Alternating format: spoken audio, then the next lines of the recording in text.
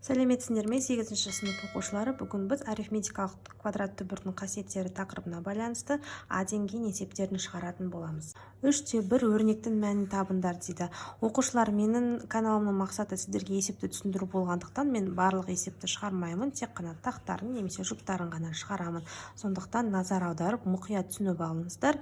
Қалған есепті осы есептерге қарап шығарасыздар. Бірінші есеп, түбір асты 36 көбейтілген 49. Осыны біз есептеп шығаруымыз керек. Есімізге түсіреміз. 36 дегеніміз бізде 6-ның квадраты, 49 дегеніміз 7-ның квадраты. Сонда 6 квадрат көбейтілген 7-ның квадраты деп жазып аламыз да. Енді осы квадраттық түбірмен квадрат деген жойылып кетеді. Яғни бұлар жойылып кетеді. Сонда түбірдің астынан 6 және 7 деген сан шығады. Екеуін көбейтсек бір-біріне 42 болады. Келесі 0,125 көбейтілген 196. Сіздерге кітаптарыңыздың соңғы бетінде осындай квадраттық түбірдің кестесі берілген. Ол жерде сіздер үлкен сандардың қай санның квадрат екенін қарай аласыздар. Мысалы 0,125 дегеніміз ол 0,5-тің квадраты, 196 дегеніміз бізде 14-тің квадраты. Квадраттық түбірмен квадрат қысқарып кетеді. 0,5 көбейтілген 14 тен 7 деген сан қалады. Келесі 1,25-тен 11 көбейтілген 49-дан 100. Ең алдымен бізде осындай бөлшек сан берілген болса, оны біз міндетті түрде бұрыс бөлшекке айналдырып аламыз. 25-ті 1-ге көбейтеміз. 25-ті 11-ге қосатын болсақ, 36, яғни 25-тен 36 көбейтілген 49-дан 100. Сонда бізде 25 деген 5-тің квадраты, 36 деген 6-ның квадраты, 100 деген 10-ның квадраты, 49 деген 7-ның квадраты. Барлық тұрған квадраттар бізде квадраттық түбірмен қысқарып кетеді.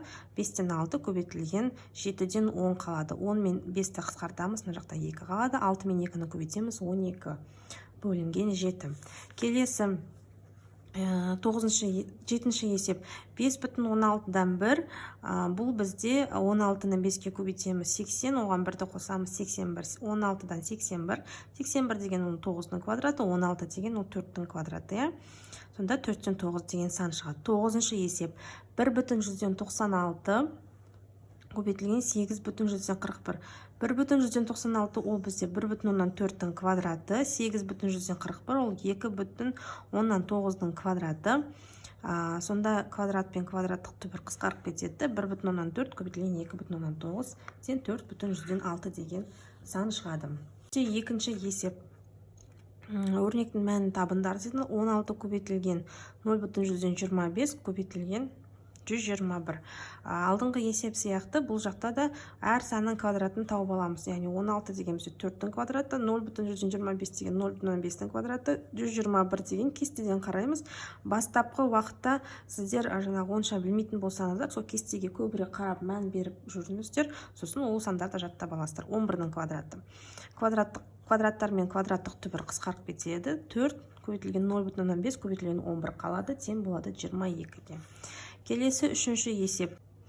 1,196 көбейтілген 49-дан 9 көбейтілген 1,144.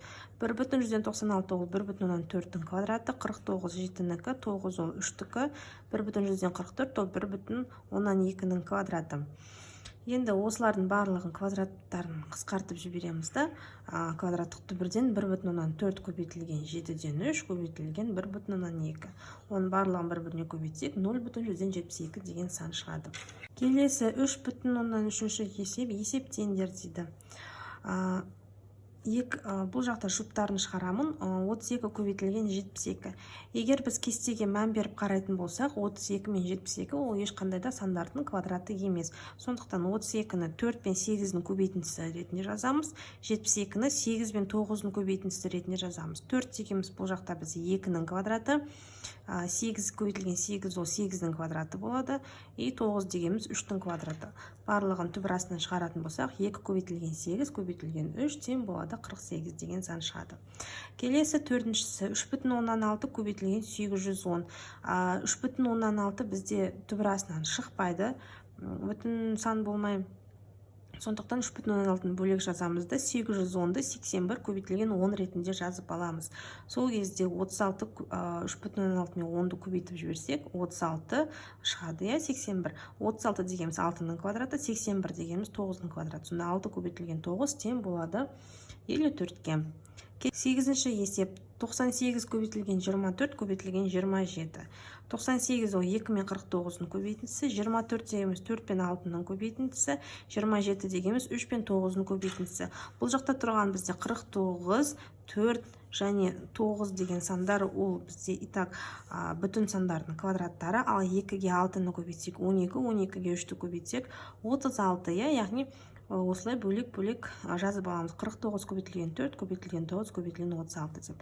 Әр қайсы сан ол бір санның квадраты болады. Сонда 7-ның квадраты көбейтілген 2-ның квадраты көбейтілген 3-дің квадраты көбейтілген 6-ның квадраты деп жазып аламыз. Мыналар қысқарып кетеді квадраттық түбірмен. Сонда 7 көбейтілген 2 көбейтілген 3 көбейтілген 6 қалады.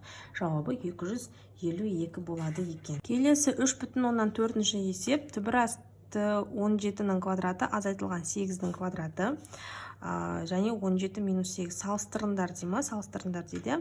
Есімізге түсіреміз, 17-ның квадраты азайтылған 8-дің квадраты. Бұны біз әрқайсысын жеке-жеке шығарып жасасақ та болады, бірақ ол кезде мына тұрған санымыз шықпай қалуы мүмкін. Сондықтан 17-ның квадраты, яғни А-ның квадраты азайтылған Б-ның квадраты деген формуланы еске түсіреміз. 7-ші класста еске түсіреміз. Ол бізде қысқаша көбейту формуласы. Ол бізде А азайтылған Б жақшаның ішінде көбейтілген А қосылған Б деген формулаға келетін еді. Сондықтан бұны 17 минус 8 көбейтілген 17 плюс 8 деп жазып аламыз. Осы формулаға сәйкестендіріп. 17-ден 8-ді азайтсақ 9 болады, 17-ге 8-ді қоссақ 25. Ал 9 бен 25 ол қай санның? 9 3-тің квадраты, 25 5-тің квадраты. Жауабы болады 15. Осылай шығарып аламыз жеп-жеңіл. Үшіншісін қараймыз. 117-ның квадраты азайтылған 108-ның квадраты. Бұл жерде де жаңағы осы формулаға саламыз. 117 азайтылған 108 көбейтілген 117 қосылған 108 деп. 117-ден 108-ді азайтсақ 9 болады. 117-ге 108-ді қоссақ 225 болады. Сонда 9 бұл 3-тің квадраты, 225 ол біз 15-тің квадраты, 3-ке 15-ді көбейтсек 45 болады екен. Салыстырып қарайтын болсақ, жаңағы бірінші есепте 17-ден 8-ді азайтсақ, бізде қандай сан шығады? 9 деген сан шығады. 9 үлкен бе, әлде 15 үлкен бе?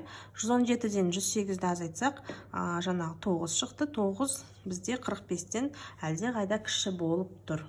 3-те 5-ші есеп. Екінші тақтарын шығарамыз. 6,8-ның квадраты азайтылған 3,2-ның квадраты дейді. Жаңағы формулаға саламыз. Бұны да А-ның квадраты азайтылған Б-ның квадраты деген. Сонда 6,8-ның квадраты азайтылған 3,2-ның квадраты. Яғни 6,8 азайтылған 3,2 көбейтілген 6,8 қосылған 3,2 деп шығарамыз.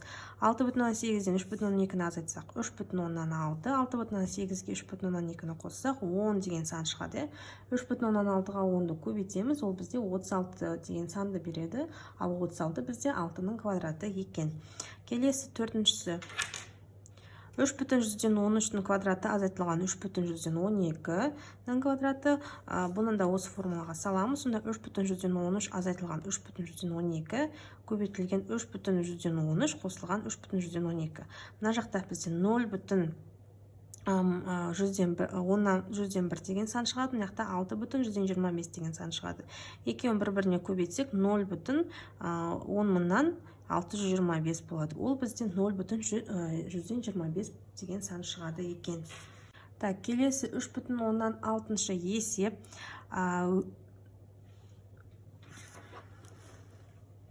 3,6-шы есеп өрнектерінің түбірлердің көбейтіндісі түрінде жазыңдар дейді. Бұл есеп оп-оңай. 14 мысалы түбірасты 2 мен түбірасты 7-ның көбейтіндісі осылай қалдыра саламыз. Үшіншісі 42 атысы 42 дегеніміз ол 7 мен 6-ның көбейтіндісі. Сонда түбірасты 7а көбейтілген түбірасты 6c деп жаза саламыз.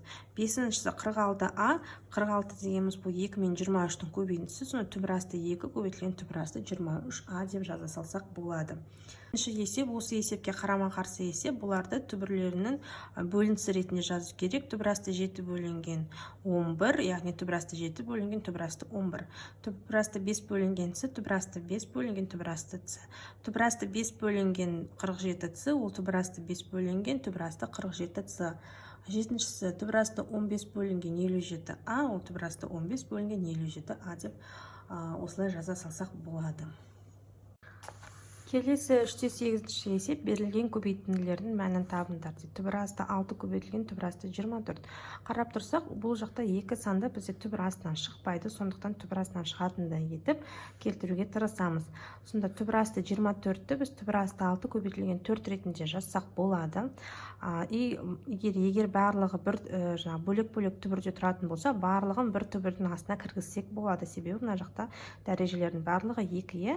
Сонда түбір асты 6 мен түбір асты 6 бұл 6-ның квадраты болады. Түбір асты 4 бұл 2-ның квадраты. Сонда түбір астынан 6 көбейтілген 2 жауабы болады 12. Келесі үшіншісі түбір асты 7 көбейтілген түбір асты 28. Барлығын бір түбірдің астына аламыз, және 28-ді 4 пен 7-ның көбейтіндісі ретінде жазсақ болады. Сонда 7-ның квадраты көбейтілген 2-ның квадраты, ол бізде жауабы 14. Бесіншісі түбір асты 162 көбейтілген түбір асты 32. 162 ол бізде 2 мен 81-дің көбейтіндісі, 32 дегеніміз 2 мен 16-ның көбейтіндісі.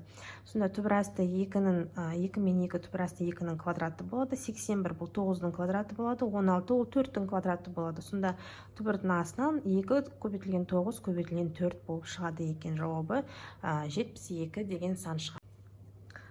Келесі 3-9 есеп берілген өрнектердің мәнін табыңдар дейді. Түбір асты екінші жұптарын шығарамыз. Түбір асты 6 бөлінген түбір асты 24. Бұны жаңағы бөлшек түрінде жазсақ болады. Түбір асты 6 бөлінген түбір асты 4 көбейтілген түбір асты 6. Түбір асты 6 мен түбір асты 6 бұл жерде қысқарып кетеді. Екеуі 4 ол бізде түбір асты 2-ның квадраты. Сонда түбір асты 2 мен 2-ның квадраты, яғни 2-ден 1 деген сан шығады. Келесі төртіншісі 7-ден 5 көбейтілген түбір асты 63 бөлінген 125. Барлығын бір түбірдің астына алып жазсақ та болады. Сонда түбір асты 5 бөлінген түбір асты 7 көбейтілген 63-ті 9 пен 7-ның көбейтіндісі ретінде, 125-ті 25 пен 5-ның көбейтіндісі ретінде жазсақ болады. Түбір асты 5 пен түбір асты 5 мына жерде қысқарып кетеді. Түбір асты 7 мен түбір асты 7 қысқарып кетеді. 9 бізде түбір асты 3-дің квадраты болады, 25 бізде 5-дің квадраты, яғни 5-тен 3 деген сан шығады. Келесі 6-шысы түбір асты 15 бөлінген түбір асты 135. 15-ті ол біз 3 пен 5-дің көбейтіндісі ретінде жазсақ болады. 135-ті 9 пен 15-дің көбейтіндісі ретінде жазсақ болады. Сонда 3 көбейтілген 5 ол бізде 15 қой. 15 пен 15 қысқарып кетеді. Сонда 9 бізде 3 болып шығады. 3-тен 1 деген сан қалады екен.